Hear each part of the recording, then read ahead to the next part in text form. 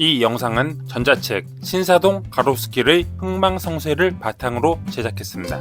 가로수길은 애플이 선택한 거리입니다. 좋은 일일까요?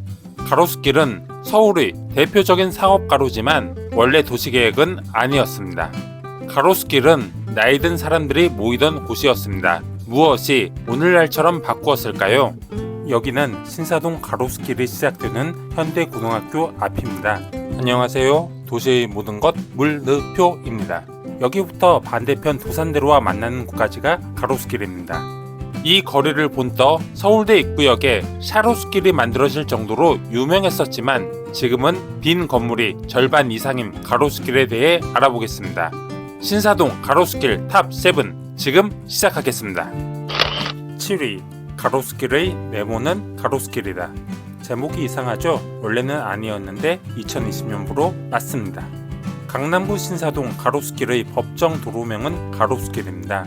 하지만 도로명 주소가 처음 생길 당시 이름은 아닙니다. 가로수길은 명예 도로명으로 법에는 없는 이름입니다. 2020년 이전까지 가로수길의 법정 도로명은 북쪽 현대고등학교와 가까운 곳은 압구정로 12길, 남쪽 신사역과 가까운 곳은 도산대로 13길이었습니다.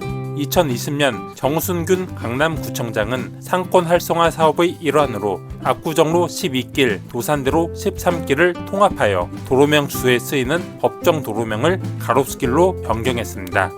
경리단길은 회남로로, 홍대 거리는 어울마당로, 망리단길은 포온로, 김광석길은 달구벌대로 450길, 동덕로 8길. 우리가 사용하는 길 이름과 법정 도로명은 대부분 다릅니다. 법정 도로명과 실제 사용하는 길 이름이 달라서 헷갈리지 않습니까? 도로명 주소의 취지에도 맞지 않습니다. 가로수길처럼 다른 길의 법정 도로명도 바뀌었으면 좋겠습니다. 6위 네모 상업가로로서 가로수길의 문을 열다. 오늘날 가로수길은 거리에 사람이 붐빕니다. 하지만 처음에 강남을 개발할 때는 이를 예측하지 못했습니다. 가로수길은 3호선 신사역과 미성 현대아파트를 잇는 거리로 1970년대에는 상업가로가 아니라 주거지역으로 개발되었습니다. 신사역을 중심으로 강남대로 도산대로만 상업지역입니다. 예화랑은 1982년까지 인사동에 있었습니다. 인사동의 지가가 오르자 땅값이 저렴한 곳을 물색했습니다. 그렇게 해서 찾은 곳이 신사동 가로수길이었습니다. 1980년대 초 강남은 오늘날과 달리 도심보다 지가가 낮고 명문학교의 이전과 아파트 개발로 고소득층이 이전하면서 새로운 부촌으로 형성되고 있었습니다. 예화랑의 주 고객층은 강남 개발로 큰 돈을 번 사람들입니다. 즉 예화랑은 지가가 낮고 손님이 많은 곳을 찾아서 이전했고 새 아파트에 입주하는 부유층은 거실에 걸 그림을 찾았습니다. 예화랑이 가로수길에 잘 자리를 잡자 다른 화랑들도 이사왔고 액자가게, 골동품점 등이 뒤따라오면서 가로수길은 강남을 대표하는 화랑거리가 되었습니다. 가로수길은 승승장구하며 강남의 문화 메카로 자리를 잡았으나 IMF가 터지면서 손님들의 발길이 끊어졌습니다. 가로수길뿐만 아니라 미술품 시장 전체가 얼어붙었습니다. 가로수길의 여러 화랑, 골동품점이 폐업하면서 미술품 거래의 중심지는 인사동으로 돌아갔지만 예화랑은 지금도 가로수길의 터줏대감 자리를 지키고 있습니다. 5위 나이 든 사람들이 모이던 곳이 어떻게 패션 디자인의 성지가 되었을까? 미술품, 골동품 거래는 주로 40, 50대 이상의 사람들이 합니다. 이런 곳에 왜 10대, 20대 패션 피플이 모여들었을까요? 가로수길은 고미술품 거래가 활발하던 화랑 거리였습니다. 1970년대 후반부터 강남의 아파트가 줄지어 준공하면서 거실에 걸 그림이나 장식품, 골동품을 찾는 사람이 많았습니다. 이런 가로수길에 패션 학교가 개교했습니다. 1989년 S모드 파리의 서울분교, 1991년 서울모드 패션 디자인 학원입니다. 학교를 졸업한 디자이너들은 가로수길에 눌러 앉았습니다. 학교 주위에 디자인숍, 편집숍 등을 차렸죠. 그러자 새로운 것을 찾는 젊은 사람들이 모여들기 시작했습니다. 패션 디자인을 찾는 패션 피플부터 고미술품, 골동품을 찾는 장년 노인까지 가로수길은 전 세대가 모이는 거리가 되었습니다.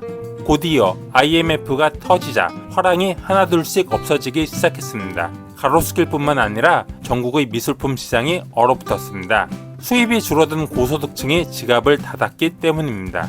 화랑이 폐업한 자리는 디자인숲, 편집숲, 개인 카페로 바뀌며 가로수길은 패션 디자인의 성지가 되었습니다. 이곳의 디자인은 다른 곳에서 찾을 수 없기 때문입니다. 전국 어디에도 없는 트렌디한 상점, 독특한 디자인이 가로수길 특유의 분위기를 만들어내면서 패션 문화가 자리잡고 이를 보고 연예인, 인플루언서 등이 찾아오면서 유명해졌습니다. 4위, 가로수길의 경쟁자 네모의 지다. 거리는 사람과 마찬가지로 경쟁을 통해 발전합니다. 그렇다면 가로수길의 경쟁자는 어디일까요? 오늘날에 MZ세대가 있다면 1990년대에는 X세대가 있었습니다. 오렌지족이란 신조어까지 만들면서 떠들썩했습니다. 이 X세대의 패션 문화의 중심지가 압구정 로데오 거리입니다. 압구정 로데오가 오렌지족이 모이는 곳으로 명성을 얻자 압구정의 임대료는 하늘 높이 치솟았습니다. 압구정에 뿌리 내렸던 사람들은 임대료를 감당할 수 없었습니다. 압구정의 자영업자, 소상공인은 어디로 가야 할까요? 그들은 압구정에서 1km 남짓 떨어진 가로수길로 이사했습니다. 가로수길의 임대료는 압구정에 비해서 저렴했기 때문입니다. 가로수길에 패션 학교가 개교하면서 패션 피플이 모이고 은행나무 침대로 성공한 신신의 등 영화 관련 업체가 오면서 가로수길 일대는 강남의 충무로라고도 불렸습니다. 패션 학교, 영화 관련 업체가 가장 핫했던 압구정을 제쳐두고 신사동 가로수길을 선택한 이유는 압구정에서 가까우면서도 임대료가 낮았기 때문입니다. 가장 붐비는 압구정에 공실이 늘어나자 사람들의 발걸음이 줄어들었습니다. 압구정의 명성을 가로수길에 내어준 것입니다. 압구정의 건물주 사이에서 착한 임대인 운동이 일어났습니다. 임대료를 낮춰서 다시 북적이는 거리로 만들자는 운동입니다. 가로수길의 임대료는 오르고 압구정의 임대료가 내려갔습니다. 그러자 가로수길의 자영업자와 소상공인은 압구정으로 이사하고 가로수길의 공실은 계속 늘어가며 오늘에 이르고 있습니다. 하지만 가로수길의 임대료는 지금도 내려가지 않고 있습니다. 그래도 가로수길을 떠날 수 없는 디자이너들은 뒷골목에 세로수길, 나로수길, 다로수길을 형성해서 가로수길만의 패션 문화를 근근히 지키고 있습니다.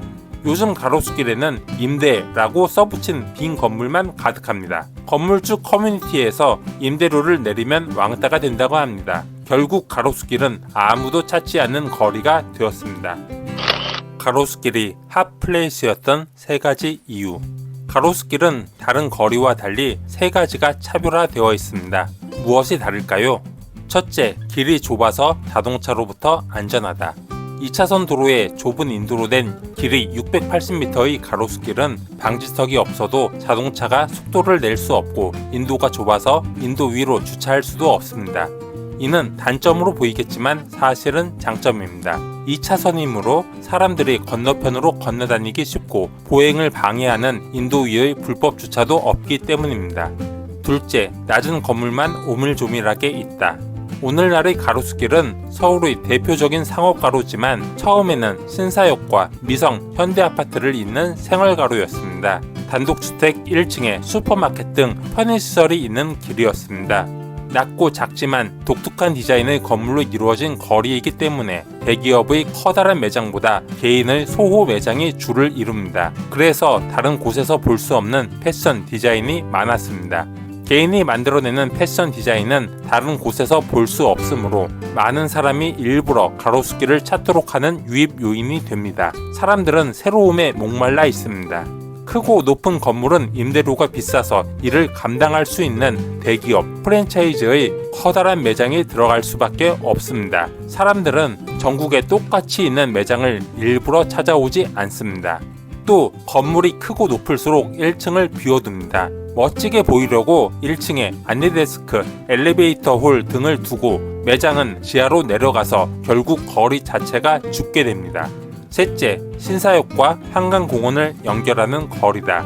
여의나루역, 자양역 등 지하철역은 한강공원에도 있습니다. 하지만 1990년대 초반까지 전철역은 강변에 없었습니다. 당시 신사역은 한강공원으로 가는 가장 가까운 역이었습니다. 신사역과 한강공원을 잇는 거리가 바로 가로수길입니다. 강변의 대단위 아파트 단지, 강둑인 올림픽대로와 강변북로는 시민들의 한강 적분을 가로막는 장벽처럼 느껴집니다. 하지만 신사역, 가로수길, 현대고, 한강으로 이어지는 길은 도로가 넓고 오가며 쇼핑하기에도 좋아서 많은 사람이 찾아올 수밖에 없습니다. 2위, 가로수길이 한물간 두 가지 이유. 한때 잘 나가던 서울의 대표적인 거리였는데 가로수길이 나락에 떨어진 두 가지 이유를 알아보겠습니다. 첫째, 압구정 로데오에 밀리다. 가로수길과 로데오 거리는 1km 남짓 떨어져 있습니다. 가깝게 있기 때문에 두 상업가로는 경쟁할 수밖에 없습니다.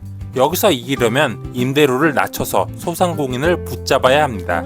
착한 임대인 운동까지 하며 임대료를 낮춘 압구정 로데오 거리. 거리를 나다니는 사람은 줄고 공실만 늘어가는 신사동 가로수길. 그럼에도 불구하고 임대료를 내리지 않는 가로수길의 건물주. 약속 장소로서 또 가게를 낸다면 어디가 좋겠습니까? 가로수길이 죽는 것은 신사동을 넘어 서울시의 문제입니다. 죽은 거리가 많을수록 도시의 경쟁력은 줄어듭니다. 둘째, 대기업 프랜차이즈가 들어오다. 강남역에 삼성타운이 있듯이 가로수길에 대기업이 들어오면 좋은 일 아닌가요? 가로수길에 에이세컨즈, 스타벅스, 폴로 등 대기업 프랜차이즈가 가로수길에 들어오는 것이 좋은 일일까요? 물론 대기업은 유동인구가 많은 지역에서 매장을 오픈합니다.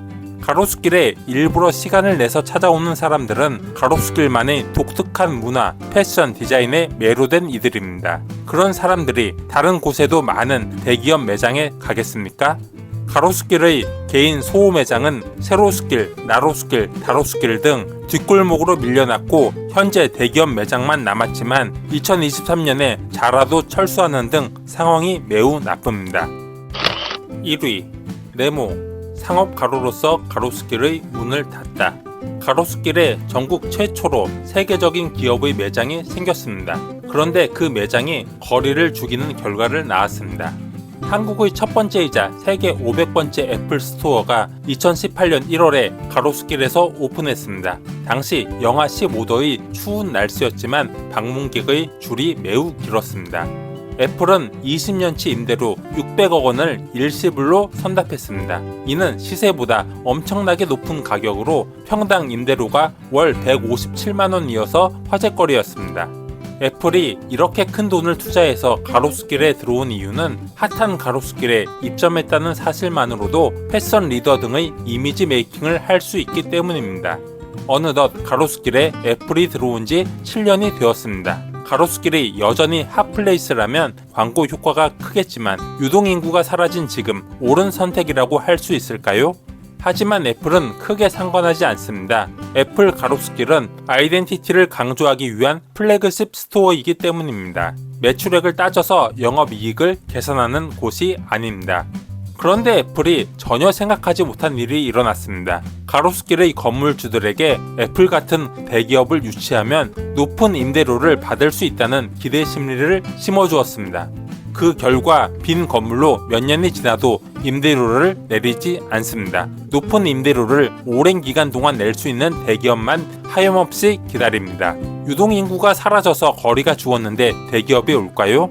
가로수길의 건물주들은 건물을 상속받은 유형이 많습니다. 그러므로 근저당의 비율도 현저히 낮습니다. 그래서 임대 수입이 없어도 예전의 부흥을 기다릴 수 있습니다. 가로수길을 핫플레이스로 만들어서 건물과 거리의 가치를 높인 사람은 누구일까요? 건물주일까요? 임차인일까요? 그런데 누가 쫓겨나고 있을까요? 가로수길이 왜 죽었는지 임대료를 논하기 전에 우리는 이곳을 거쳐간 수많은 임차인을 생각해야 합니다. 그들은 열심히 일해서 거리를 살렸지만 결국 쫓겨났습니다.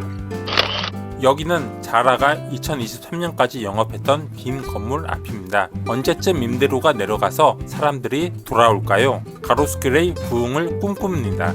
이상 물느표이었습니다. 다음 시간에는 이제 곧 개통한다는 한강버스에 대해 알려드리겠습니다. 내용이 좋았다면 구독과 좋아요 부탁드립니다. 감사합니다.